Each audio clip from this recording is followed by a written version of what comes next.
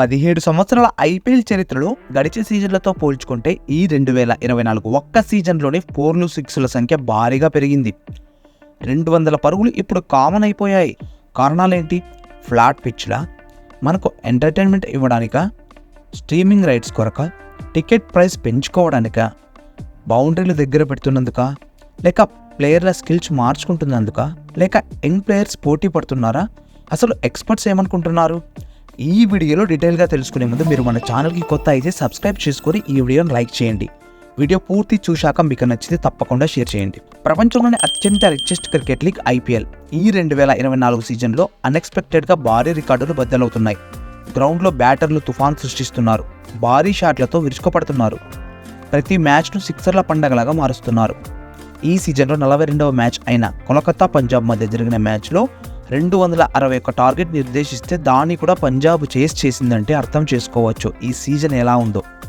ఈ సీజన్లో ఇప్పటి వరకు 844+ సిక్స్లు నమోదయ్యాయి. ఈ విధంగా గడిచిన 16 సీజన్లో ఇప్పటి వరకు ఏ సీజన్లోనూ ఇలా జరగలేదు. మనం మ్యాచ్ చూసేటప్పుడు ఇది మోస్ట్ ఎక్స్ప్లోజివ్ సీజన్, ప్రతి మ్యాచ్ మధ్యలో దీని గురించి ప్రస్తావిస్తూనే ఉంటారు కదా. కోల్కతా వర్సెస్ పంజాబ్ మ్యాచ్ తర్వాత ట్విట్టర్లో వరస్ట్ ఐపీఎల్ అనే ట్రెండ్ కూడా అయింది.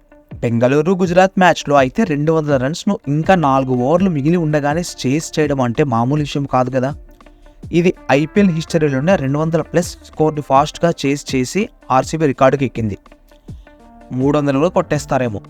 బ్యాటర్లు దూకుడుగా ఆడుతుండడంతో 4లు 6ల సంఖ్యతో పాటు టీంల స్కోర్లు కూడా పెరుగుతుంది. అప్పట్లో 160-170 స్కోర్ను పోటీగా భావించేవారు.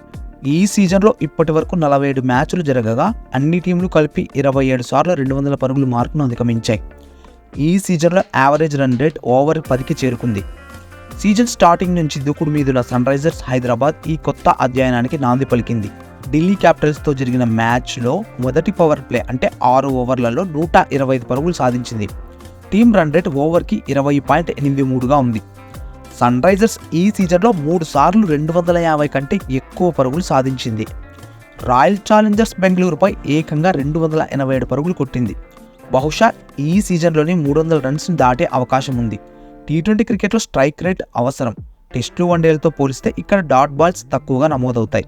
ఆర్సీబీకి ట్రోఫీ లేకపోయినా 2013లో 265 హైయెస్ట్ టీమ్ స్కోర్ రికార్డ్ని 11 సంవత్సరాలుగా కాపాడుకుంటూ వచ్చింది. ఇప్పుడు ఆ స్కోర్ని ఈ ఒక్క సీజన్లోనే ఇతర టీంలు 4 సార్లు బద్దలు కొట్టాయి. అందులో ఎస్ఆర్హెచ్ 3 సార్లు ఉంది. దీన్ని బట్టి చూసుకుంటే ఈ సీజన్ ఎంత డేంజరస్ ఎక్స్ప్లోజివ్ సీజన్ అని చెప్పాల్సిన అవసరం లేదనుకుంటా. అసలు ఇలా స్కోర్ చేయడానికి కారణాలేంటి? ఫ్లాట్ పిచ్లు. సాధారణంగా వన్డేలు టీ20లో సహా వైట్ బాల్ క్రికెట్ కోసం పిచ్లు బ్యాట్స్మెన్కు అనుకూలంగా ఉండేలా తయారు చేస్తుంటారు.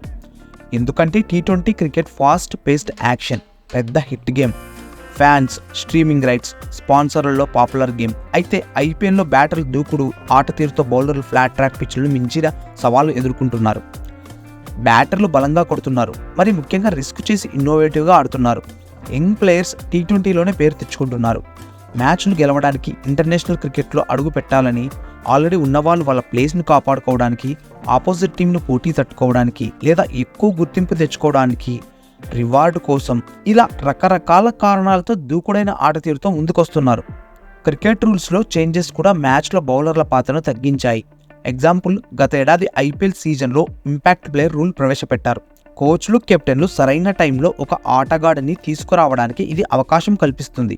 కానీ ఇప్పటి వరకు జరిగిన మ్యాచ్లను పరిశీలిస్తే బ్యాటింగ్లోతో ఉన్న ఆటగాళ్ళకే ఈ రూల్ ఎక్కువగా ఉపయోగపడింది.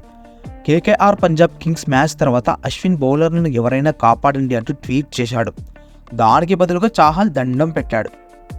అసలు ఎక్స్పర్ట్స్ ఏమంటున్నారు? మొదట సునీల్ గవాస్కర్ మాట చూసుకుంటే, చాలామంది క్రికెటర్ ఒక బ్యాటర్ గేమ్ అనుకుంటారు. అయితే బ్యాట్కు బంతికి మధ్య బ్యాట్దే పైచేయి అవడం టీ20కి మంచిదేనా అనేది ప్రెజెంట్ ఆన్ గోయింగ్ డిస్కషన్. ఆట ఏకపక్షంగా ఉంటే పోటీ ఉండదు, ఆసక్తిని తగ్గిస్తుంది అని గవాస్కర్ చెప్పాడు. నిజమే కదా ఆయన చెప్పింది. బౌండరీల దూరం 75 గజాల నుంచి 65 గజాలకు తగ్గింది. ఇది అవసరమా అని ఆయన అన్నారు. బ్యాట్స్మెన్ పొరపాటు చేసేలా బౌలర్ బంతిని సంధిస్తాడు. అయితే బౌండరీ దూరం దగ్గరైతే ఎలా? అది బౌలర్కే పనిష్మెంట్లా మారుతుంది. క్యాచ్గా ఫలితం తేలాల్సిన బాల్ 6గా మారిపోతుంది అని అంటున్నాడు. మరి సపోర్ట్ చేసే వాళ్ళు ఎవరు? సపోర్ట్ చేసే వాళ్ళలో అయితే South Africa ex fast bowler Dale Steyn ఈ పరిస్థితిని బౌలర్ల నైపుణ్యాలు స్వభావాన్ని సవాల్గా చేసేదిగా మార్చుస్తున్నాడు. ఇందులో కూడా బౌలర్లు 4వ ఓవర్లో హీరోలుగా మారడానికి కావాల్సిన అవకాశం, ప్రోత్సాహం ఉంది అని స్టెయిన్ అంటున్నారు. ఇదే టైంలో టీ20 ఆట ప్లేయర్ స్కిల్స్, ఆలోచించే విధానం మారుతున్నాయి. ఇది ఆటగాళ్లను యాక్టివ్గా, ఇన్నోవేటివ్గా ఉండేలా ప్రేరేపిస్తుంది అని ఆయన చెప్పారు. మరి వసీం అక్రమ్ ఏమన్నారంటే, ఐపీఎల్లో సన్ రైజర్స్ నమ్మశక్యం కాని స్థాయిలో హైదరాబాద్ ఆడుతోంది. నేను ఈ తరంలో క్రికెట్ ఆడనందుకు దేవుడికి థ్యాంక్స్ చెప్తున్నాను.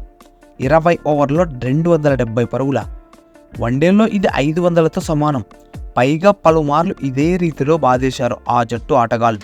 తొలి 55 ఓవర్లలో 100 పరుగులు అన్యాయం. ఫుల్ టాస్ బంతులేసిన ఆ స్కోర్ అసాధ్యం అని విస్మయం వ్యక్తం చేశారు. ఇక కేకేఆర్ పంజాబ్ మ్యాచ్ తర్వాత పంజాబ్ కెప్టెన్ శ్యామ్ కరణ్ ఏమన్నారంటే, ఈ విజయం మాకు చాలా ముఖ్యం.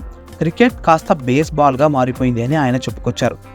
ఇలా చాలామంది చాలా రకాలుగా వారి అభిప్రాయాలను ఈ విధంగా తెలియజేస్తున్నారు.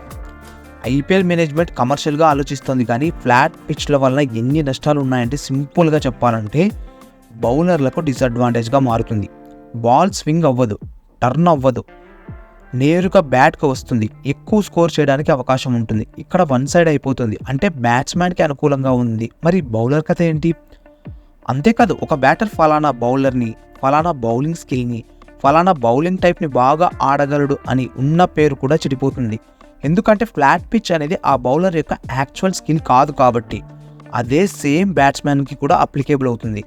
బ్యాట్స్మెన్ కూడా తనకున్న టెక్నిక్స్ మరియు స్కిల్స్ వాడుకోవడానికి కూడా ఈ ఫ్లాట్ పిచ్ల అవకాశం ఉండదు.